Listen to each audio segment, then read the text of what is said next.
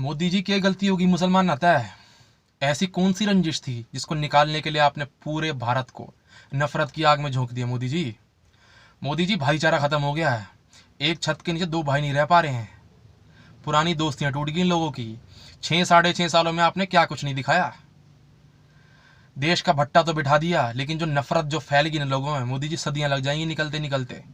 अगर भाईचारा, unity, integrity होगी ना लोगों में, तो देश का जो भी नुकसान हुआ है ना, इकट्ठे होके देश को फिर खड़ा कर देंगे। लेकिन नफरत जो पल गई ना, सदियां लग जाएंगी मोदी जी निकलते निकलते। और इसमें जो देश को बर्बाद करा ना, इसमें कोई देश को बर्बाद करने में आम आदमी का हाथ नहीं है भाई। आम आदमी क्या है ना भाई, वो तो अनपढ़ गवार है, वो तो बरगलाया हुआ बेचारा आदमी है। उसको तुम ये बोलोगे वो तुम्हारी तरफ हो जाएगा, कल को कोई और कुछ बोलेगा वो उनकी तरफ हो जाएगा। है ना, इनकी गलती नहीं है भाई। इनके बेचारों के माँ बाप के पास पैसा नहीं था, तो इन लोग को पढ़ा नहीं पाए। है ना, वक्त के सताए हुए लोग हैं ये। लेकिन लानत है भाई उन लोगों के ऊपर जो पढ़े लिखे, सॉरी पढ़े लिखे नहीं, जो स्कूल गए हैं, जिनके अंदर तार्किक बुद्धि, लॉजिकल ब्रेन डेवलप नहीं हुआ ना। मेरे हिसाब से भाई वो पढ़ा लिखा नहीं है। सही गलत में तुम्हें फैसला करना नहीं आता ना, तो भाई तुमने अपने बाप का, अपने माँ बाप का ना पैसा खराब ही करा। किसानों को अपने हकों के लिए खुद ही लड़ना पड़ रहा है, और वो उस देश में हो रहा है जिस देश में डेमोक्रेसी है। ऊपर से लेके नीचे तक पूरा सिस्टम बिक गया भाई। ये लोग जिम्मेदार हैं सिस्टम बिकना, और हमें अपने हकों का ना पता होना, ये जिम्मेदार हैं, ये जिम्मेदार हैं, रिस्पॉन्सिबल हैं चीज़ें। हाँ, डेमोक्रेसी, क्योंकि हमने इसको समझा नहीं। हमें अपने बाप दादाओं ने कभी बताया नहीं, टीचर्स ने बताया नहीं कि लोकतंत्र का असली मकसद क्या होता है, क्यों बनाया गया ऐसा।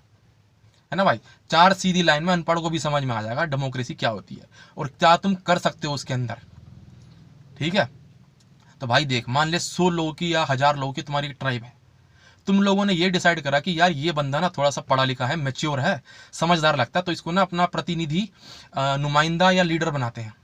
तो ठीक है भाई, करा। अब भाई देख, इंडिया छोटा तो है नहीं है। आज वो एक कोने में है, कल दूसरे कोने में है। तेरे को पता होना चाहिए ना भाई, तो टैक्स दे रहा है, क्राइम रेट क्या है दूसरे कोने पर। तुझे भाई, तेरी रीच कितनी थी पहले? बैलगाड़ी पर चलते थे तुम्हें अपने सिर्फ लिमिट, तुम्हारी गांव, 2 गांव, 4 गांव, 10 गांव, ज्यादा ज्यादा से ज्यादा। दूसरे स्टेटों में क्या चल रहा है, तो बीच में ना एक एंटिटी बनाई गई, और एंटिटी का नाम था भाई मीडिया। मीडिया तुम्हारे बेसिस पर उससे सवाल पूछता था, और वो सवाल तुम्हारे के सारे जो भी रिपोर्ट आती थी और प्रधानमंत्री से कुछ भी है, वो फिर तुम्हारे टीवी चैनल्स पर या तुम्हारे रेडियो चैनल्स पर ब्रॉडकास्ट या टेलीकास्ट होता था। और फिर जो आगे इलेक्शन है वो तुम उसके बेसिस पे करते थे कि भाई कितना सही हो रहा है, कितना नहीं हो रहा है ना। और तुम्हें पता है भाई, आज के टाइम में पूरी की पूरी मीडिया दलाल बनी हुई है। क्यों नहीं बनेगी? सवाल क्यों पूछेगी उनसे? विपक्ष की तरह क्यों काम करेगी? जितने ब्यूरोक्रेट्स हैं, जितने मंत्री हैं, सारे मीडिया हाउसेज इनके हैं भाई। कहीं ना कहीं शेयर है भाई उनका, उनके अंदर। सवाल क्यों पूछेंगे? ठीक है, ये था एक पिलर। ये मेन रीजन से बनाया गया, हर काम एक रीजन से होता है। और दूसरी चीज, दूसरा पिलर भाई, सुप्रीम कोर्ट। सुप्रीम कोर्ट क्यों बनाया गया? मान ले तेरा बाप प्रधानमंत्री घर का बोलता है कि भाई तेरे को 8 बजे के बाद मुझे तो बाहर नहीं दिखना चाहिए, घर के अंदर होना चाहिए। अब तूने समझा कि भाई मेरे को तो IIT JEE का एंट्रेंस निकालना है, 8:45 मेरी क्लास खत्म होती है, 15 मिनट मुझे आने में लगते हैं, 9 बजे से पहले मैं आ नहीं सकता हूँ। अब तू जाएगा अपने बाप को बताएगा, बाप तेरा सुन नहीं रहा। अब तू जाएगा दादा के पास, यानी कि सुप्रीम कोर्ट के पास। तो बीच में ना आपस में तेरा सुप्रीम कोर्ट या तेरा दादा तेरे बाप को बिठा के या चिट्ठी लिखेगा उसे कि देखो कुछ दलील आ रही है तुम्हारी तरफ, उनकी तरफ से। तो वो क्या करेगा उसके बाद? अगर तेरे बाप के पास कुछ पॉइंट होगा, और पॉइंट मान ले वो ये देता है कि यार ये ना नक्सलाइट एरिया है, क्राइम वगैरह ज्यादा होता है उस एरिया में, तो इसलिए ना मैं चाहता हूँ कि वो जल्दी घर आ जाए। तो बीच में आपसी मतभेद से तो उन लोगों ने एक सोल्यूशन निकाला कि चल ठीक है, मैं आते वक्त तेरे को वहां से पिकअप कर लूंगा। तो तेरे बेटे ने बोला कोई दिक्कत नहीं है मुझे। तो इससे ये सोल्यूशन निकला, सुनने वाला कोई था। ठीक है, तू माँ को बोले यार तुम तो हर रोज साग बना देते हो, और तू एनीमिक का पेशेंट है, खून की कमी, तेरे अंदर आयरन की कमी है, तो क्या करेगा भाई? तू अपने बाप को बोलेगा, प्रधानमंत्री को, वो नहीं सुन रहा। CM है तेरी माँ, दादा के पास जाएगा, वो बोलेगा कि भाई देखो, तू, बात तो तेरी माँ की बिल्कुल सही है, तेरे को तो खाना ही चाहिए, डॉक्टर ने बोला जितना ज़्यादा से ज़्यादा हो सकता है इसको साग खिलाओ। तो तेरे को निराश लौटना पड़ेगा। है ना, ये नहीं कि तो भाई तू कुछ भी करे, लेकिन हाँ वैलिड पॉइंट होना चाहिए। और भाई जिस दिन सुप्रीम कोर्ट खत्म हो गया ना, तानाशाही में, डिक्टेटरशिप और डेमोक्रेसी में कोई फर्क नहीं था, क्योंकि तेरा कोई सुनने वाला नहीं होगा। सरकार को जो करेगी, जिसको खरीदेगी इलेक्शन कमीशन, क्योंकि आगे इलेक्शन होंगे ना भाई, अगर इलेक्शन तुम हैक कर लोगे तो सुनने वाला कोई है ही नहीं है। तो इसलिए बोल रहे हैं भाई, इसका दिमाग का इस्तेमाल करो, कहते हैं इससे बहुत ताकत होती है। ठीक है, अब आरटीआई भाई देख, आरटीआई ये दूसरा पिलर था Supreme Court. RTI, right to information, मुझे नहीं पता ये पिलर है कि नहीं है, लेकिन हमारे संविधान कॉन्स्टिट्यूशन में बनाया गया आरटी, राइट टू इंफॉर्मेशन, या सूचना का अधिकार। इसका मत लोगों ने भाई जाने दिए हैं इसके लिए, बनाने के लिए कोई ना कोई तो रीजन होगा ना। एक लड़की का मुझे नाम पता, मुझे बाकियों के नाम ध्यान नहीं है अभी।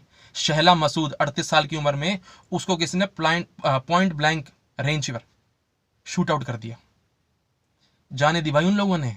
अब मान ले तेरे घर से यहाँ से फ्लाईओवर निकल रहा है या हाईवे निकलना है, तेरे को पूरा हक है ना भाई, कोई सरकारी सिस्टम बन रहा है या सरकारी बिल्डिंग बन रही है, टैक्स का पैसा तो तेरा ही है, तेरे को पता होना चाहिए ना भाई टेंडर किसको मिला है, उसके रिव्यूज क्या हैं, पहले जो काम करे हैं वो कितने बढ़िया काम करे हैं, कोई डिफॉल्टर तो नहीं है वो टेंडर जिसको मिला है, सीमेंट कौन सा इस्तेमाल हो रहा है, लाइफ क्या है तुम्हारे फ्लाईओवर की, बिल्डिंग की लाइफ क्या है, आरसीसी कौन सी क्वालिटी का है, सीमेंट की कौन सी कंपनी का मंगवाया जा रहा है, ये ट्यूबलाइट्स अप्लायंस कौन सी कंपनी से आ रहे हैं, कौन सा टेंडर मिला है, उनका क्या है भाई, तेरे को जानने का हक है ना। तो ये पॉसिबल हो पाया था आरटीआई से। सरकार क्या नाम है, अपने इंडिया में सरकारी सिस्टम को चलाने के लिए इतने डिपार्टमेंट्स चल रहे हैं, है ना, जिसका लोगों को नाम ही नहीं पता है। और वो क्या करते हैं भाई, पहली बात तो लेट आते हैं और जल्दी निकल जाते हैं। क्या करते हैं पूरे दिन, चाय पीते हैं, मूंगफली खाते हैं और बीड़ी फूकते हैं पूरे दिन। 1-1 1.5 लाख रुपए तनख्वाह है, ऊपर से अलावेंसेज और मिलते हैं उन लोग को। तुझे भाई पूरा हक है कि वो डिपार्टमेंट कोई वैल्यू दे रहा है कि नहीं दे रहा, है ना। लेकिन हाँ ये नहीं कि भाई प्रधानमंत्री की फैमिली का नाम क्या है, कि उस बंदे का जो एम्प्लॉय काम कर रहा है उसके घर में कितने लोग हैं, एड्रेस क्या है, भाई ये इन्फॉर्मेशन तो क्योंकि भाई उसकी पर्सनल है, वो पर्सनल लाइफ है। लेकिन हाँ उस डिपार्टमेंट में कितने लेवल्स हैं, सीनियर मैनेजर है, सीनियर मैनेजर क्या है, उसमें कितनी लेयर्स होती हैं, उसकी सैलरी कितनी है, उसका पे स्केल कितना, भाई तेरा हक है जानने का। अगर देश को वैल्यू नहीं दे पा रहे ना तो तेरा पूरा हक है उस पर उंगली उठाने का, है ना। इसलिए कह रहे हैं भाई अपने हकों को समझोगे ना तो बहुत कुछ हो जाएगा। वरना जो 70 साल में जो कांग्रेस ने करा, बीजेपी ने ना आके 6 साढ़े 6 सालों के अंदर भाई और उसका सत्यानाश कर दिया, है ना भाई। हमेशा बरगलाए जाते हैं हम और बहक जाते हैं धर्म के आधार पर, हम बटे हुए हैं भाई, जगह जगह पर बटे हुए हैं, ठीक है। और हाँ जो अंग्रेज आए थे ना, हमारे में यूनिटी कभी नहीं रही है। जो अंग्रेज आए थे ना भाई, उन लोगों ने हमें एक करा, हम सुनते आ रहे हैं। मैं तुम्हें रीजन बताता हूँ इसका आज, ठीक है भाई। ईस्ट इंडिया कंपनी आई 250-300 साल पहले, एक सिटी पर एस्टेब्लिशमेंट लगाया अपना, स्टेट आया, स्टेट पर एस्टेब्लिशमेंट लगाया। देख भाई पहले ना तूने ये सुना होगा कि मराठा थे, महाराष्ट्र के राजा हैं, ये यूपी के राजा हैं, ये कर्नाटका के राजा हैं, ये पंजाब के राजा हैं, ये यूपी, ये मेघालय के हैं, ये नागालैंड के राजा हैं।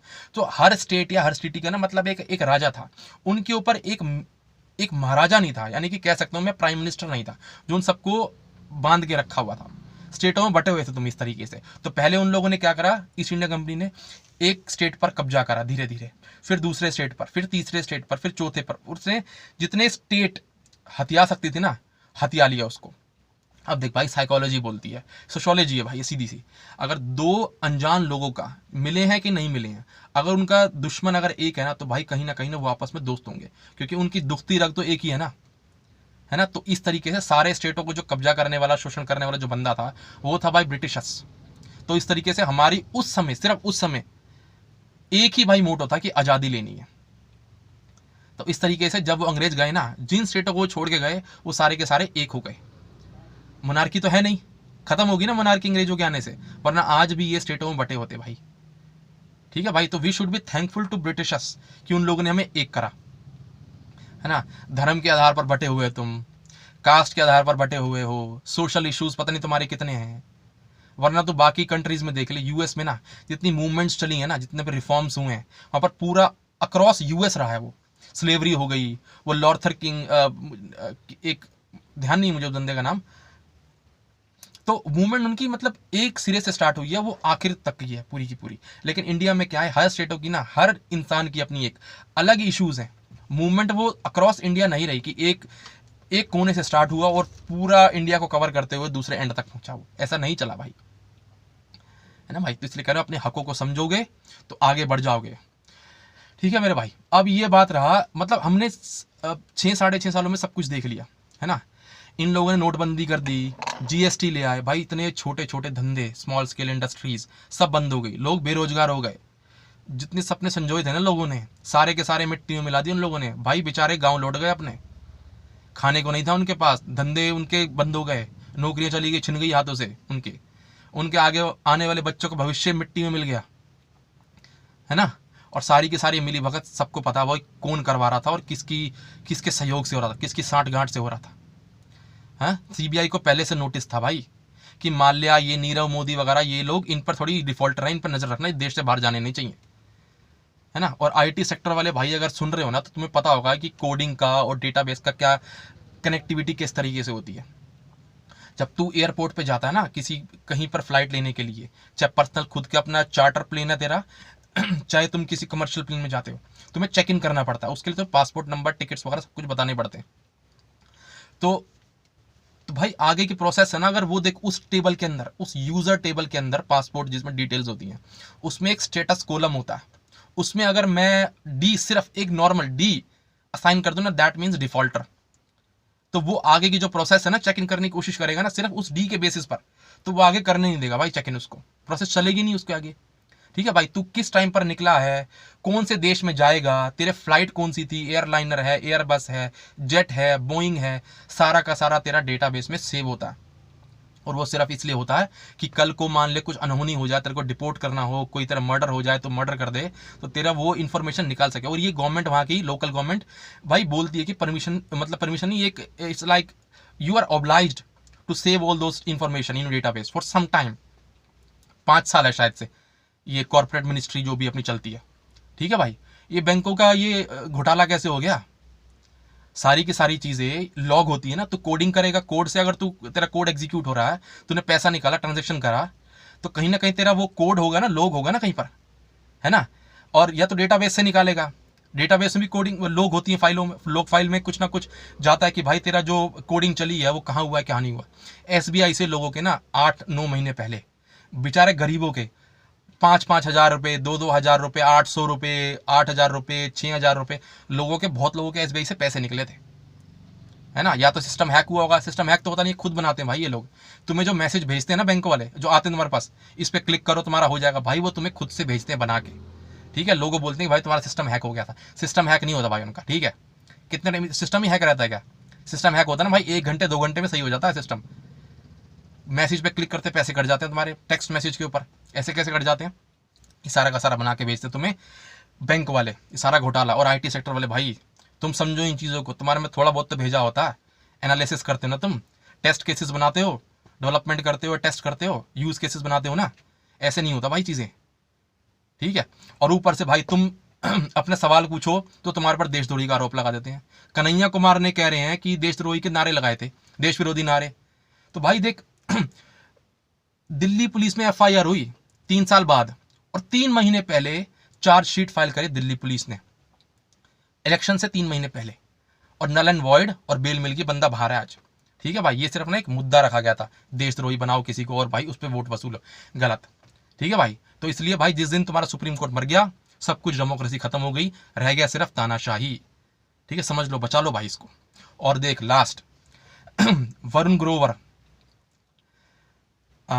कुणाल कामरा, संजय राजौरा, पौरुष शर्मा, ध्रुव राठी, बहुत सारे ऐसे लोग हैं भाई, तुम देश का भविष्य हो। तुमने सटायर मार मार के ना लोगों को बहुत हंसा लिया, अब ग्राउंड पर आने का टाइम आ गया तुम्हारा। ठीक है, ये क्रिमिनली क्यों बनेंगे भाई एमपी, हमारे एमएलए, है ना। जो हमारे बाप दादा ने करा सो करा, लेकिन हम नहीं चाहते कि भाई हमारी आने वाली नस्लें इन चीज़ों को झेलें, हमने बहुत झेल लिया। ठीक है मेरा भाई, तो चलो भाई, बोलने को बहुत कुछ है, लेकिन आगे वाली वीडियोज़ में बोलूँगा विद प्रूफ। मेरे पास ऐसा नहीं है कि भाई किसी ने बोल दिया मैंने सुन लिया और बक दिया तेरे सामने। नोटबंदी, नेक्स्ट वीडियो विद प्रूफ और लॉजिक के साथ, जीडीपी होती कैसे और पैसे का क्या रोल होता है। ठीक है भाई, चलो भाई, जय हिंद। और हाँ भाई, मैं मुसलमान नहीं हूँ, मेरा जन्म हिंदू पंजाबी परिवार में हुआ है। ये मत सोचना कि भाई मुसलमान है तो बोल रहा है इसलिए मुसलमानों के लिए, नहीं भाई, भाई मैं इंसान हूँ, इंसानियत समझता हूँ। ठीक है भाई, जय हिंद। और मुझे किसी ने प्रेशर नहीं डाला कि जय हिंद बोल, दिल से बोल रहा हूँ भाई। ठीक है, मुझे इस मिट्टी पर फक्र है, इस मिट्टी में पैदा हुआ और इसी मिट्टी में मिल जाऊंगा। ठीक है भाई, सी यू, मिलते हैं अगले वीडियोज़ में, थैंक यू।